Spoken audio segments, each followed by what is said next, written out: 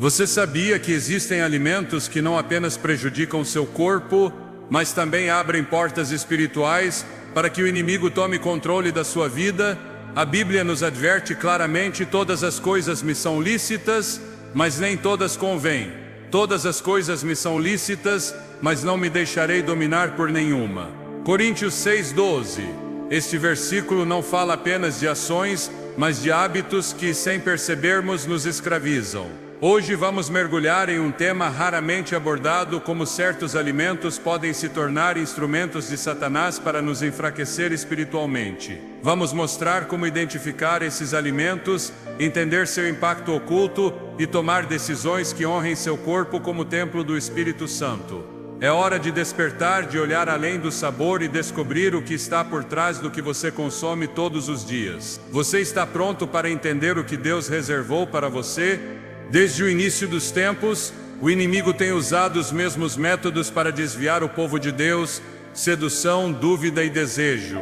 E embora pensemos que suas estratégias são sempre grandiosas e evidentes, a verdade é que muitas vezes elas operam no cotidiano, no que parece inofensivo, no que acreditamos não ter nenhuma implicação espiritual. E se eu te dissesse que o que você come, aquilo que você coloca no seu corpo diariamente, pode ser uma ferramenta que Satanás usa para te enfraquecer, confundir seu discernimento e escravizar sua vontade? As Escrituras nos ensinam que o corpo não é apenas matéria, ele é templo do Espírito Santo. Em Coríntios 6:19, somos lembrados: acaso não sabem que o corpo de vocês é templo do Espírito Santo, que está em vocês e que receberam de Deus? Vocês não pertencem a si mesmos. Essa afirmação vai muito além de uma doutrina sobre saúde. É uma verdade espiritual profunda que nos confronta com a realidade de que tudo o que fazemos com nosso corpo, incluindo o que comemos, tem consequências eternas.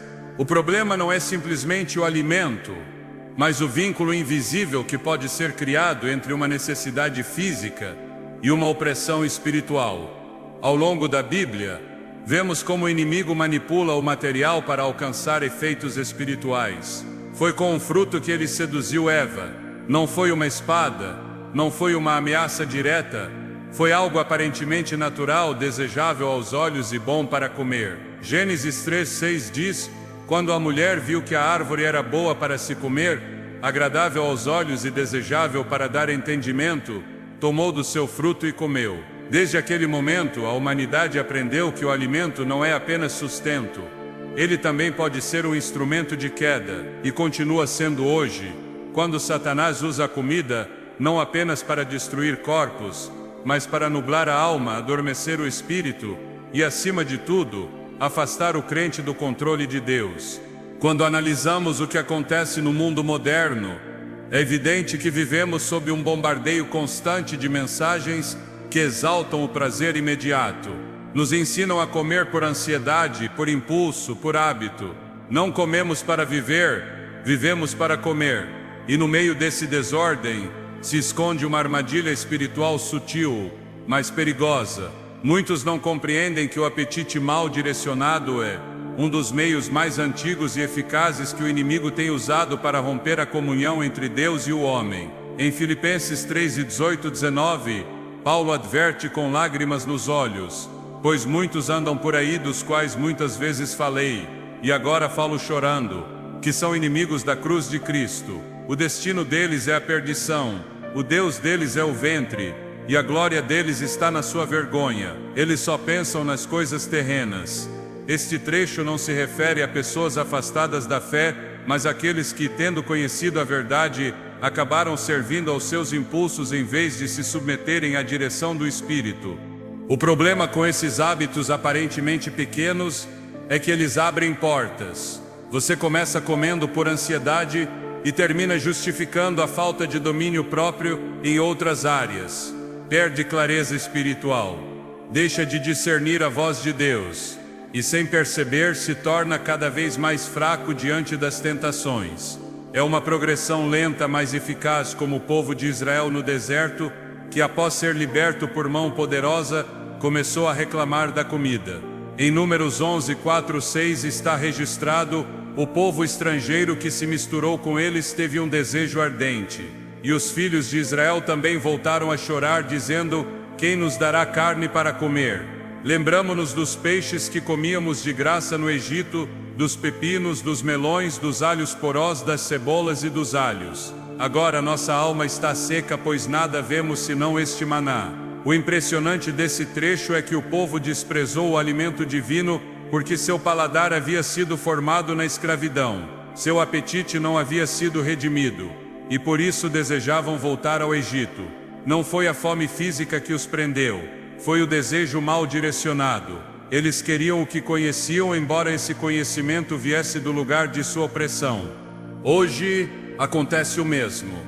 Há cristãos que foram libertos pelo sangue de Cristo, mas continuam presos a costumes alimentares que não apenas prejudicam sua saúde, mas os mantêm escravos no espírito.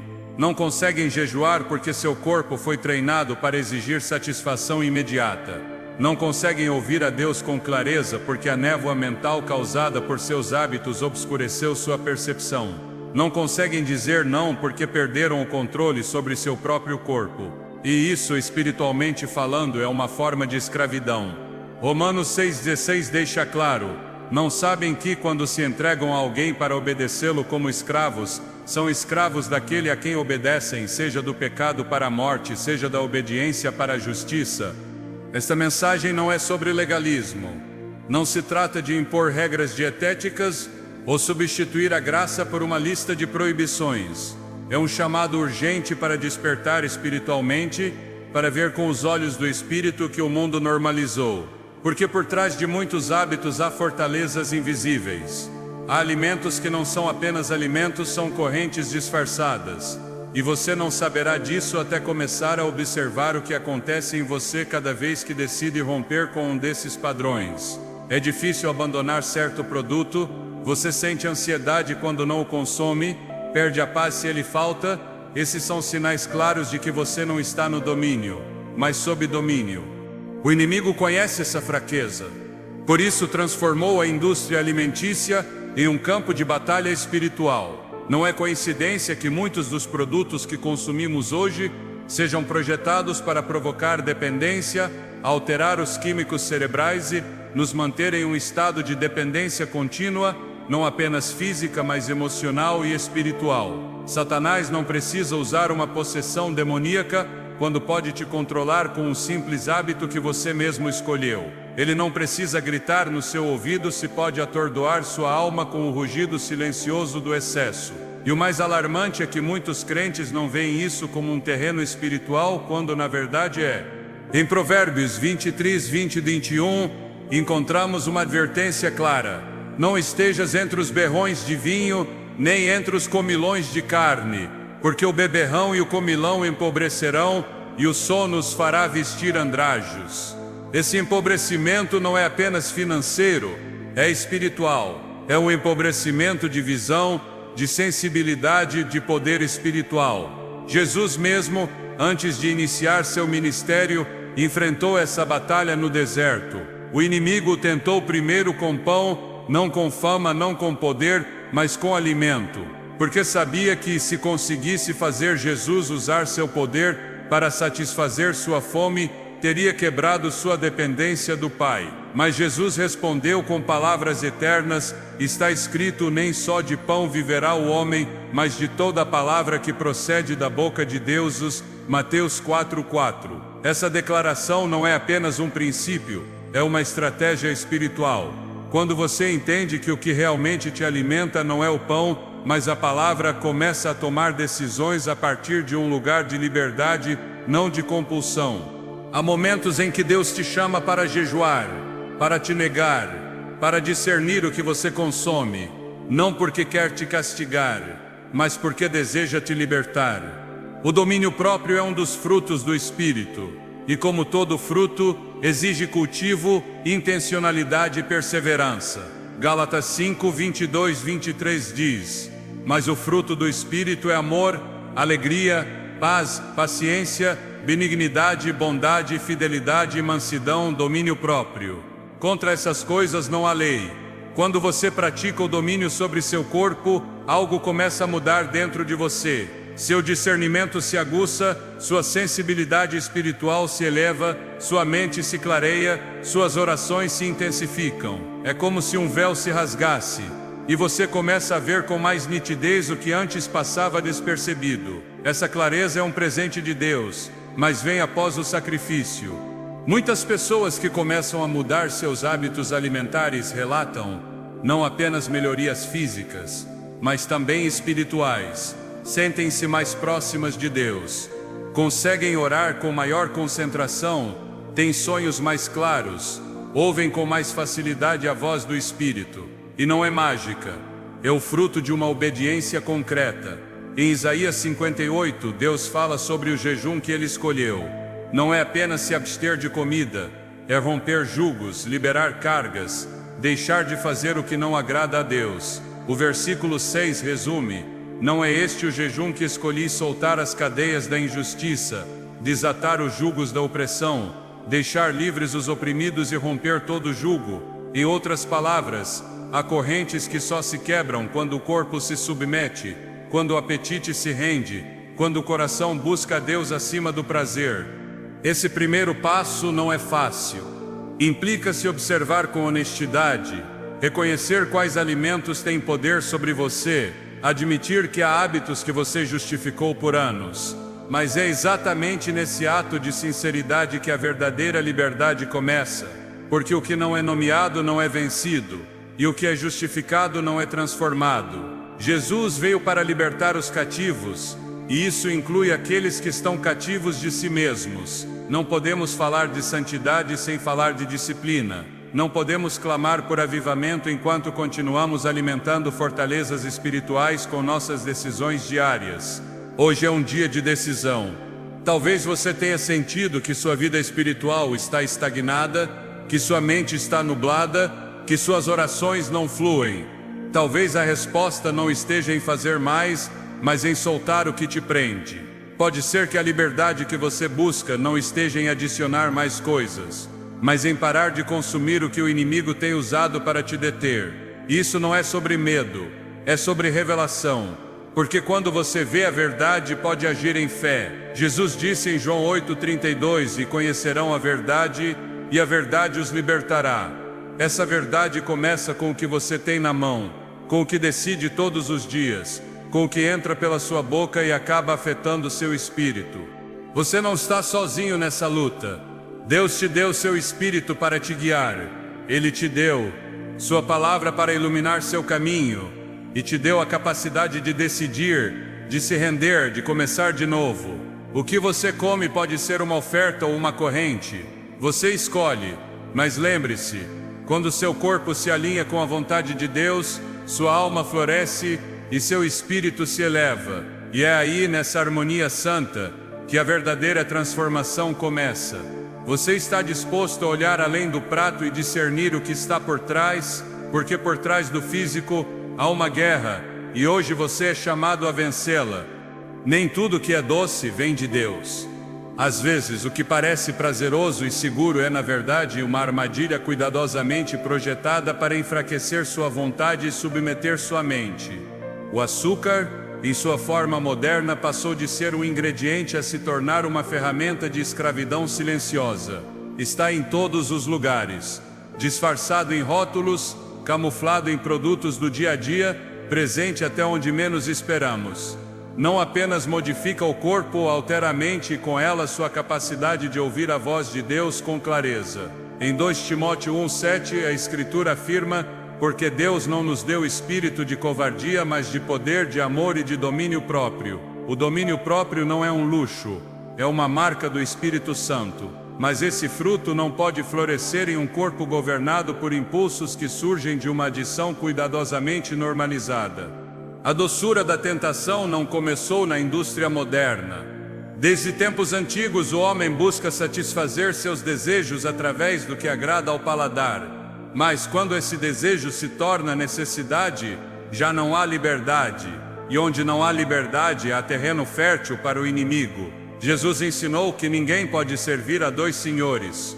E embora em seu contexto ele falasse de riquezas, o princípio se estende a qualquer coisa que governa o coração. Se seu corpo clama por açúcar todos os dias e sua mente se nubla quando não o obtém, você está diante de um conflito espiritual disfarçado de costume diário. Você não pode declarar liberdade em Cristo enquanto está preso por correntes que você mesmo alimenta com cada decisão. O açúcar age no cérebro de maneira semelhante a certas drogas. Ele libera dopamina, te faz sentir prazer momentâneo e depois exige mais. Isso não é apenas uma reação química, é uma manipulação do sistema que Deus projetou para o equilíbrio. Quando o design divino é manipulado, o resultado é desordem. E onde há desordem, a presença de Deus não se manifesta em plenitude. 1 Coríntios 14:33 nos lembra: porque Deus não é Deus de confusão, mas de paz. Uma mente confusa, ansiosa, emocionalmente alterada pelo que consome, não pode caminhar nessa paz. E sem paz, perde-se a clareza para tomar decisões espirituais. O açúcar não entra apenas pela boca. Ele sobe a mente e bloqueia os canais de sensibilidade que o Espírito Santo usa para falar. A gula tem sido mencionada na palavra como uma forma de idolatria.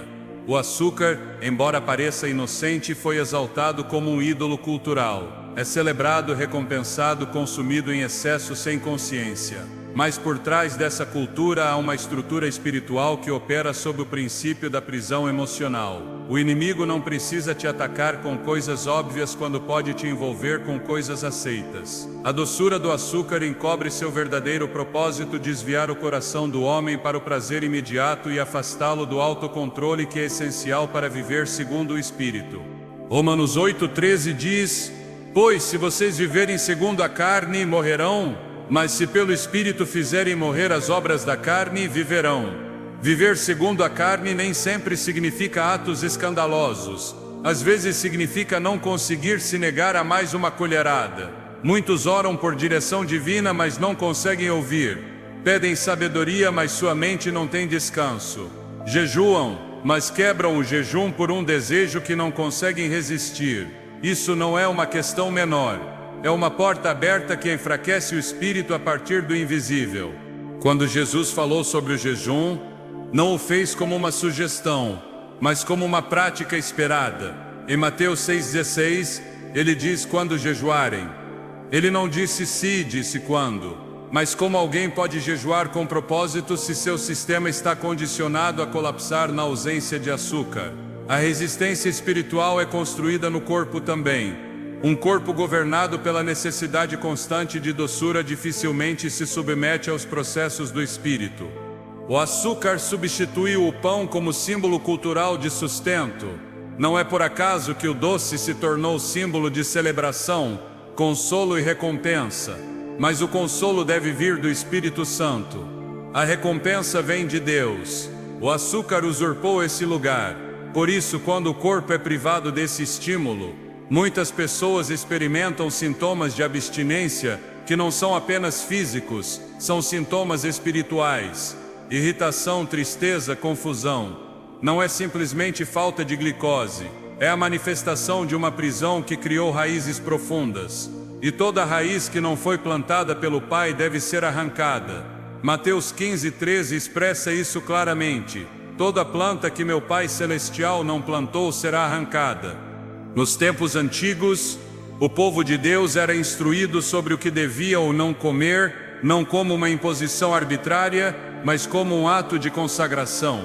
Hoje, embora não vivamos mais sob a lei mosaica, o princípio de santidade permanece válido. Deus continua chamando seu povo a distinguir entre o que edifica e o que destrói. O corpo, como templo do Espírito, deve ser mantido em estado de alerta, de vigilância, não sob o controle de substâncias que entorpecem e embotam o julgamento. Em 1 Pedro 5:8, somos exortados: sede sóbrios e vigilantes, porque o vosso adversário, o diabo, anda em derredor como leão que ruge, procurando a quem possa devorar. A sobriedade espiritual também inclui a sobriedade física. Não se pode vigiar com eficácia se o corpo está submetido a um regime de dependência. O inimigo não age apenas no plano espiritual. Ele infiltra sistemas, hábitos, modelos culturais. A indústria do açúcar criou uma dependência global que é reforçada por marketing emocional, manipulação informativa e acesso desenfreado. Não se trata de uma conspiração alimentar, mas de uma estratégia de distração espiritual. O que te controla te limita, e o que te limita impede que você desenvolva seu potencial em Deus. O povo de Deus foi chamado à liberdade, mas muitos vivem em escravidão diária sem perceber. Em Gálatas 5:1, está declarado: permanecei, pois, firmes na liberdade com que Cristo nos libertou, e não vos sujeiteis outra vez ao jugo da escravidão. Esse jugo pode assumir muitas formas. Às vezes, toma a forma do que adoça seu café. Essa doçura é ilusória. Produz um prazer efêmero que não preenche o vazio interior. Somente o Espírito Santo pode trazer plenitude. Somente a palavra pode dar saciedade. O açúcar cria a ilusão de satisfação, mas exige cada vez mais. E nesse ciclo a alma se cansa, o corpo se esgota, o espírito adormece.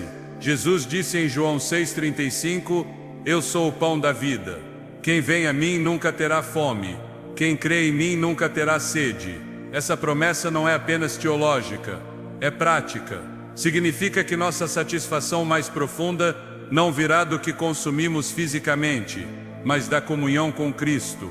Quando você substitui o eterno pelo temporal, sempre estará buscando algo mais. Mas quando a alma é alimentada corretamente, o corpo deixa de exigir o que não precisa. Não podemos pregar liberdade enquanto toleramos hábitos que nos mantêm em prisão. Não podemos falar de guerra espiritual enquanto servimos ao estômago.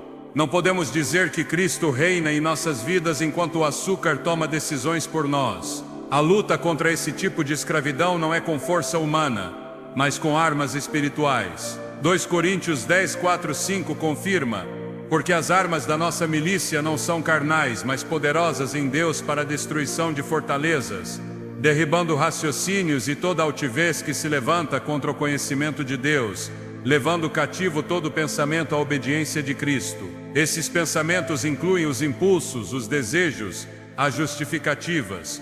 Tudo deve ser levado à obediência, até mesmo o que você come.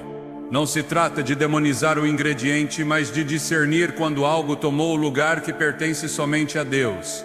Se você não consegue largar, não está controlando. Está sendo controlado, e tudo que te controla te impede de caminhar na plenitude do Espírito.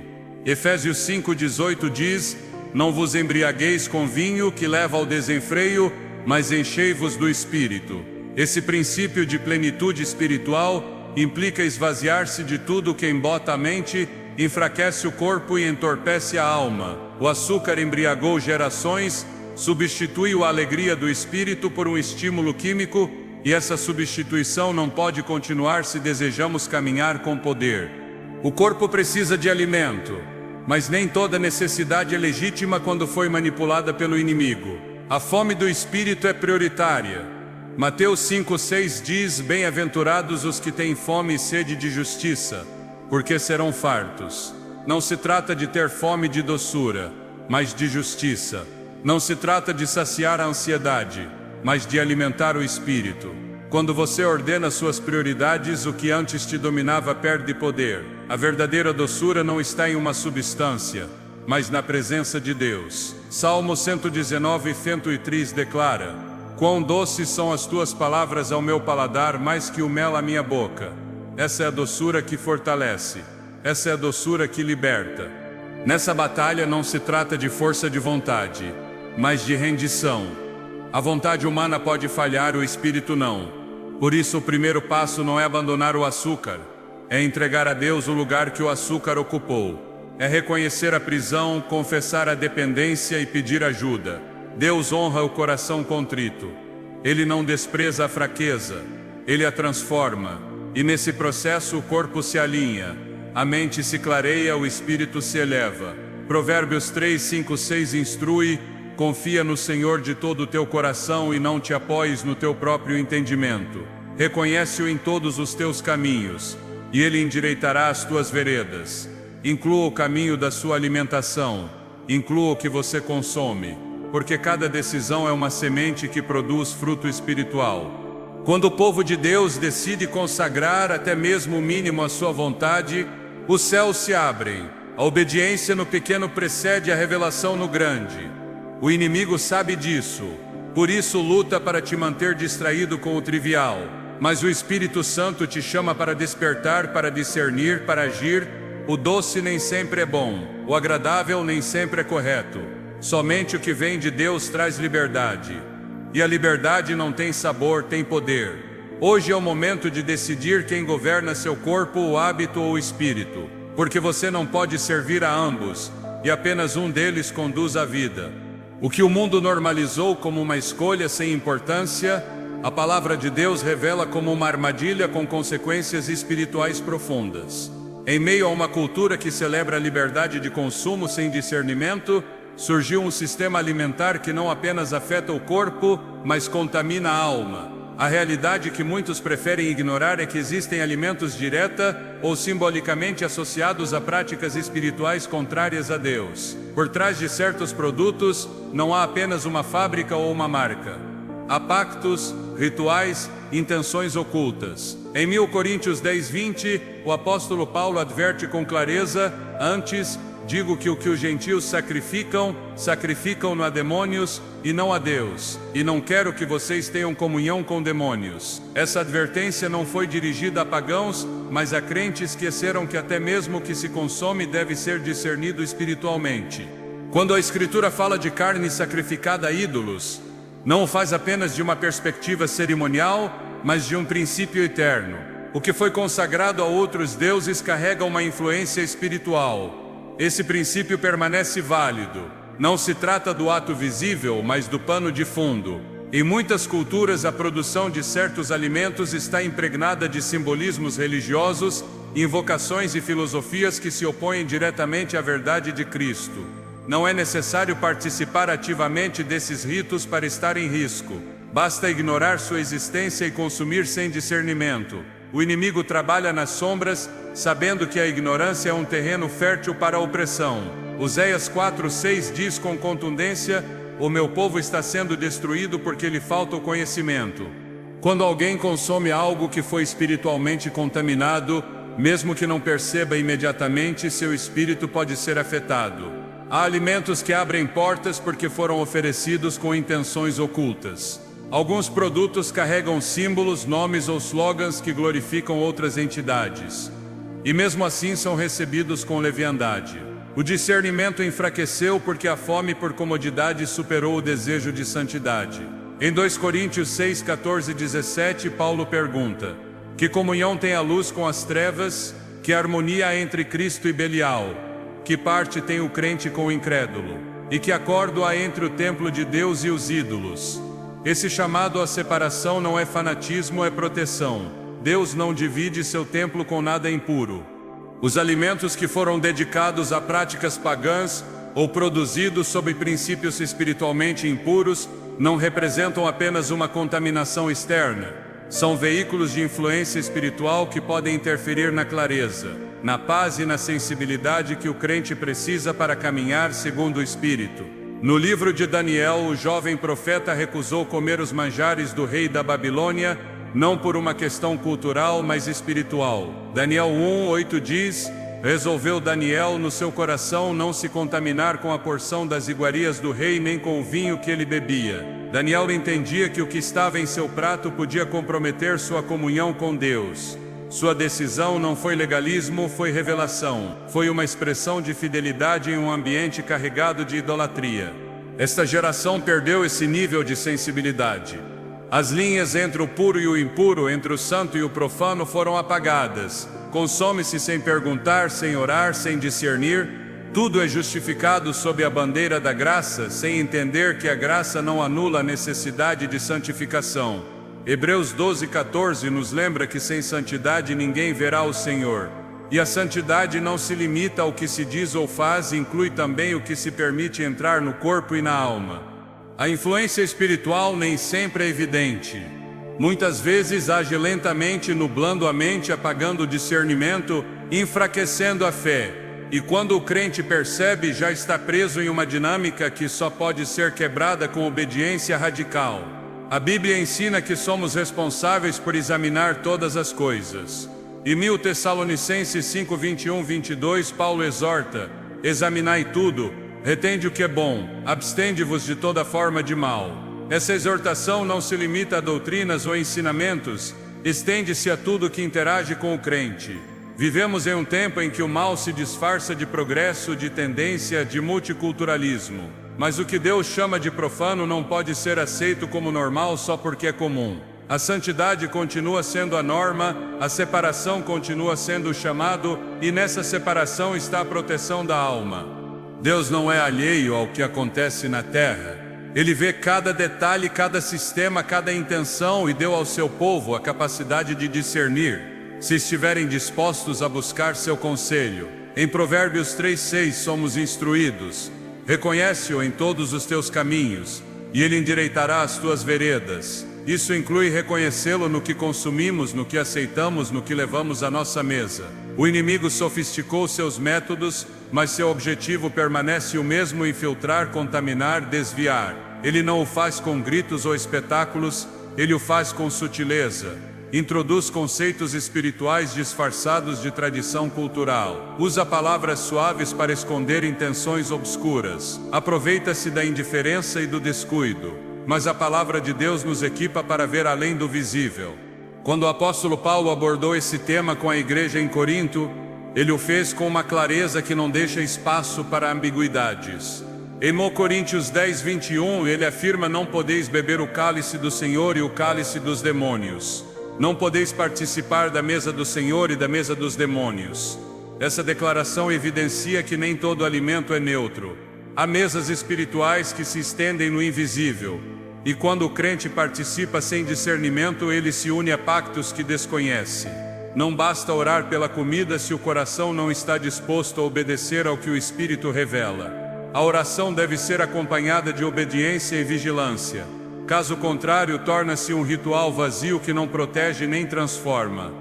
O chamado não é ao medo, mas à consciência. Deus não deseja que seu povo viva em paranoia, mas em sabedoria. E a sabedoria começa com o temor de Deus. Provérbios 9:10 diz: o temor do Senhor é o princípio da sabedoria, e o conhecimento do santo é inteligência. Esse temor não paralisa, desperta, não oprime, liberta. Porque quando se teme a Deus, deixa-se de temer o engano. Quando se caminha na luz, as trevas não podem governar. E quando o crente entende que cada decisão tem um peso eterno, começa a viver com intenção, com pureza, com discernimento. O ato de se alimentar é mais que uma necessidade biológica. É uma expressão do que se honra, do que se permite, do que se aceita como parte de si mesmo. Por isso o inimigo transformou essa área em um campo estratégico. Ele não precisa mudar sua doutrina se pode infiltrar sua mesa. Não precisa alterar sua fé se consegue adormecer seu discernimento. Mas Deus está chamando seu povo a despertar, a examinar, a separar. Em Levítico 20:26, o Senhor declara: sereis santos para mim, porque eu, o Senhor, sou santo e vos separei dos povos para serdes meus. Essa separação continua válida. Não é uma separação física, mas espiritual. Não é uma rejeição do mundo, mas um compromisso com a verdade. Há alimentos que não apenas nutrem o corpo, mas contaminam o espírito, não por sua composição química, mas por sua origem espiritual. O crente deve aprender a discernir além do evidente. Não se trata de cair em legalismos, mas de abraçar uma vida de consagração. Porque o que começa como uma decisão trivial pode se tornar um canal de influência que enfraquece lentamente a vida espiritual. E em tempos em que a batalha espiritual se intensifica, não há espaço para negligência. O apóstolo Pedro expressou isso com urgência em 1 Pedro 1:13-16, portanto, cingindo o vosso entendimento, sede sóbrios e esperai inteiramente na graça que vos será trazida na revelação de Jesus Cristo. Como filhos da obediência, não vos conformeis às concupiscências que antes havia em vossa ignorância. Pelo contrário, segundo é santo aquele que vos chamou, tornai-vos santos também vós mesmos em todo o vosso procedimento. A santidade inclui a maneira como nos relacionamos com o que consumimos. Inclui o reconhecimento de que nossa vida está consagrada, do invisível ao visível. E se fomos chamados a ser templo, devemos cuidar do que entra nesse templo. Nem tudo que é legal é lícito, nem tudo que é comum é correto. 1 Coríntios 6,12 reafirma: todas as coisas me são lícitas, mas nem todas convêm. Todas as coisas me são lícitas, mas não me deixarei dominar por nenhuma. Essa é a chave: não ser dominado, não ser influenciado pelo oculto, não permitir que o que foi oferecido a outros deuses tenha lugar na vida de um filho de Deus. A obediência nessa área pode parecer pequena, mas produz frutos imensos. O discernimento cresce, a clareza se multiplica, a sensibilidade ao Espírito se aguça, porque Deus honra aqueles que o honram. E quando o crente decide render até mesmo o que come, está dizendo com sua vida: Tu governa tudo, Senhor. Nada está fora do teu senhorio. Essa rendição é a base da autoridade espiritual. Não se pode repreender o inimigo enquanto se participa de suas mesas. Não se pode caminhar em santidade enquanto se permite a contaminação disfarçada. Mas quando se escolhe a pureza, acessam-se níveis mais profundos de comunhão com Deus. O que está em jogo não é uma dieta, é a santidade, é a obediência, é a presença de Deus se manifestando com poder em cada área da vida. E essa manifestação começa quando se leva a sério o que o mundo trata com leviandade. O alimento é uma linguagem. Diz algo sobre quem governa, sobre o que se valoriza, sobre a quem se honra. E somente um é digno de receber essa honra. Seu nome é santo, seu nome é Cristo. E tudo que se faz, até mesmo o que se come ou bebe, deve ser feito para a glória do seu nome. 1 Coríntios 10:31 afirma: portanto, quer comais, quer bebais ou façais qualquer outra coisa, fazei tudo para a glória de Deus. Há um pecado que raramente é pregado, que quase nunca é mencionado em conversas espirituais, mas que se infiltrou sorrateiramente na vida de muitos crentes. É discreto, mas constante. Esconde-se nos hábitos diários, no que parece inofensivo, no que todos fazem sem questionar. A gula não é apenas uma questão de quantidade, é um desordenamento da alma, é a expressão de um corpo que deixou de obedecer ao Espírito. É a manifestação de um coração que aprendeu a preencher vazios com comida em vez de buscar a plenitude em Deus. Filipenses 3:19 define com clareza: o destino deles é a perdição, o Deus deles é o ventre, e a glória deles está na sua vergonha. Eles só pensam nas coisas terrenas. Esse tipo de pecado foi normalizado por uma cultura que glorifica o excesso. Comemos mais do que o necessário, com mais frequência do que o necessário, por razões que não têm relação com o sustento. E nesse ciclo, o espiritual se enfraquece. Não é por acaso que em muitos momentos bíblicos cruciais, a disciplina do jejum aparece como resposta ao caos interior. Porque onde o corpo governa, o espírito adormece. Onde a carne dirige, a comunhão se rompe. E quando o apetite se torna o mestre, a vontade já não responde ao Espírito Santo, mas ao desejo imediato. A gula é mais que um costume, é um sinal de que o domínio próprio foi cedido. Gálatas 5:22 aponta o domínio próprio como um fruto do Espírito, não como uma qualidade natural. Não se trata apenas de força de vontade, mas de uma evidência tangível de que Deus está reinando dentro de você. Quando uma pessoa não consegue parar, ela não está sendo governada pelo Espírito. Está sendo arrastada por um impulso que, embora disfarçado de necessidade biológica, tem raízes mais profundas. A Escritura não minimiza o pecado da gula.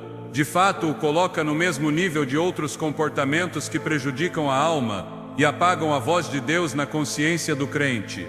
No Antigo Testamento, o povo de Israel caiu várias vezes por seguir seus desejos mais básicos. Números 11 relata como eles desejaram comida a ponto de provocar a ira de Deus. Não era fome verdadeira, era insatisfação espiritual expressa através do apetite. Aquela queixa constante, aquele desejo de voltar ao Egito apenas por seus alimentos revelava a falta de transformação em seu interior. Apesar de terem saído fisicamente da escravidão, seu coração continuava escravizado aos prazeres do passado. O mesmo acontece hoje. Muitos foram libertos, mas sua relação com a comida reflete uma escravidão interior que ainda não foi quebrada. A gula não se limita a um excesso ocasional. É uma atitude persistente da alma que busca consolo, escape ou recompensa através da comida. Quando o alimento deixa de ser sustento e se torna refúgio, ele já usurpou um lugar que pertence somente a Deus.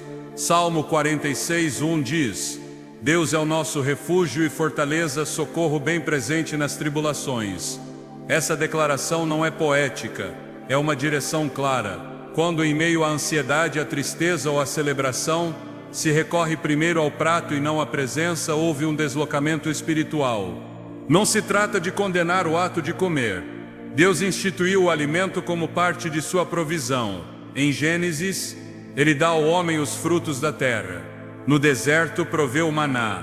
No ministério de Jesus, o pão é multiplicado e compartilhado. Mas em todos esses exemplos, o alimento nunca ocupou o centro. Era o meio, não o fim. Era a expressão de cuidado, não o objeto de adoração. Na gula, o criado se torna ídolo, e esse ídolo exige cada vez mais. Consome sem saciar, promete alívio, mas entrega peso. A relação desordenada com a comida afeta mais que o corpo. Ela entorpece a oração, enfraquece a disciplina, inibe o desejo de buscar a Deus. A pesadez do corpo se traduz em sonolência espiritual. Jesus mesmo advertiu sobre isso. Em Lucas 21:34, ele disse: Acautelai-vos por vós mesmos, para que nunca vos suceda que o vosso coração fique sobrecarregado com a gula, a embriaguez e as preocupações desta vida, e aquele dia vos sobrevenha de repente. A advertência não era apenas física, era profética. Há um peso que impede estar preparado. Há uma saturação que apaga a expectativa. O excesso pode parecer insignificante, mas no espiritual é um obstáculo que impede discernir os tempos de Deus. O inimigo nem sempre precisa usar grandes pecados visíveis para fazer os crentes caírem. Basta mantê-los adormecidos, pesados, confortáveis em sua carne. A gula não apenas afeta a saúde, enfraquece a autoridade. Um crente que não consegue dizer não ao prato dificilmente resistirá a tentações mais sutis. A força espiritual é edificada também na obediência diária, na capacidade de se negar a si mesmo. Jesus disse em Mateus 16:24, Se alguém quer vir após mim, a si mesmo se negue, tome a sua cruz e siga-me. Negar-se a si mesmo começa com o que parece mais básico. Se não há vitória aí, não haverá conquista em outras áreas. O apetite descontrolado é uma forma de desordem interna, e Deus é Deus de ordem. 1 Coríntios 14:40 ensina: Tudo, porém, seja feito com decência e ordem. Essa ordem não se refere apenas ao culto, mas à vida mesma. Onde há desordem, o inimigo tem acesso. A gula, ao romper essa ordem, abre portas que afetam a saúde, a mente e a sensibilidade espiritual. Torna-se um ciclo. O excesso produz culpa. A culpa enfraquece a oração, a fraqueza espiritual leva a mais excesso. É um círculo vicioso que só pode ser quebrado com uma decisão consciente de render essa área a Deus. A transformação não ocorre por determinação humana. Não basta fazer dietas ou mudar rotinas. A raiz da gula está no coração, e somente o Espírito Santo pode operar nesse nível. Em Ezequiel 36:26, Deus promete: Dar-vos-ei coração novo e porei dentro de vós espírito novo. Tirarei de vós o coração de pedra e vos darei coração de carne. Esse novo coração tem novos desejos, novas prioridades, nova sensibilidade. Somente quando se recebe essa transformação interna, o apetite se submete ao governo do Espírito e deixa de ser um mestre cruel. Deus chama seus filhos a viverem com consciência, com domínio, com clareza, não para impor uma vida rígida, mas para proteger a comunhão. O pecado da gula se escondeu sob o disfarce da normalidade, mas a normalidade do mundo não é o padrão do reino. Romanos 12:2 declara: Não vos conformeis com este século, mas transformai-vos pela renovação da vossa mente, para que experimenteis qual seja a boa, agradável e perfeita vontade de Deus. Essa renovação inclui como você vê o corpo, como vive o alimento, como administra o desejo. O chamado é para voltar ao design original, um corpo governado pelo Espírito, não pela carne. Um estilo de vida onde o alimento é uma bênção, não uma corrente. Uma consciência onde cada decisão se alinha com a vontade de Deus, não para ganhar méritos, mas para viver livre. João 8,36 diz: Se, pois, o Filho vos libertar, verdadeiramente sereis livres. Essa liberdade inclui a área dos hábitos, inclui o ato cotidiano de comer, porque ali também se reflete quem governa. O corpo é templo e, como templo, deve ser cuidado, purificado, consagrado. Em 2 Crônicas 29, Ezequias restaura o templo físico de Israel, removendo tudo que o contaminava, limpando suas câmaras, restaurando seu propósito. Hoje, o Espírito Santo deseja fazer o mesmo em cada vida, restaurar o corpo como morada digna, como instrumento útil, como reflexo da glória de Deus. Essa restauração começa com a rendição, com a disposição de dizer: Senhor, até no que como, quero te honrar. Quando o alimento ocupa seu lugar correto, abre-se espaço para a comunhão. Quando o apetite é governado, a alma ouve com mais clareza. Quando a gula é derrubada, o poder espiritual se levanta. A vitória não está em comer menos, mas em viver sob a guia do Espírito. Não se trata de contar calorias, mas de render o coração. Porque onde há rendição, há transformação. E onde há transformação, há glória. O inimigo treme diante de um crente que domina seu corpo, porque esse crente não se move por impulsos, mas por direção. Não responde ao desejo, mas à palavra. E essa vida tem autoridade, tem poder, tem impacto. Essa vida não é dominada pelo prato, mas pelo Espírito. Não vive apenas de pão, mas de cada palavra que procede da boca de Deus. Nos tempos bíblicos, o ato de comer não era apenas uma necessidade. Era também um ato espiritual carregado de significado. Entendia-se que o que entrava no corpo podia afetar a comunhão com Deus, não apenas por sua natureza física, mas por sua procedência espiritual. Essa realidade não mudou. Hoje, mais do que nunca, é vital discernir o que consumimos, não apenas por razões de saúde, mas porque por trás de certos alimentos pode haver uma consagração invisível a forças que não provêm de Deus. Em 1 Coríntios 10, 19 e 20, Paulo deixa uma advertência que ressoa com força: que digo, pois, que o ídolo é alguma coisa, ou que o que é sacrificado ao ídolo é alguma coisa. Antes, digo que o que os gentios sacrificam-no a demônios e não a Deus, e não quero que vocês tenham comunhão com demônios. Embora hoje não vejamos altares públicos onde se oferecem sacrifícios como na antiguidade, a consagração ainda está presente, disfarçada sob ritos modernos, nomes comerciais, símbolos culturais ou práticas religiosas importadas. Alguns alimentos, produtos ou marcas estão marcados por fundamentos espirituais contrários ao reino de Deus. E embora não participemos ativamente de sua elaboração, ao consumi-lo sem discernimento, nos tornamos partícipes de seu propósito oculto. Essa participação não é visível ao olho natural, mas tem repercussões no espiritual. Trata-se de portas que se abrem, acessos que se cedem, comunhões que se estabelecem sem que a maioria perceba. Por isso Paulo acrescenta no versículo seguinte: não podeis beber o cálice do Senhor e o cálice dos demônios. Não podeis participar da mesa do Senhor e da mesa dos demônios. A mesa não é apenas um espaço físico.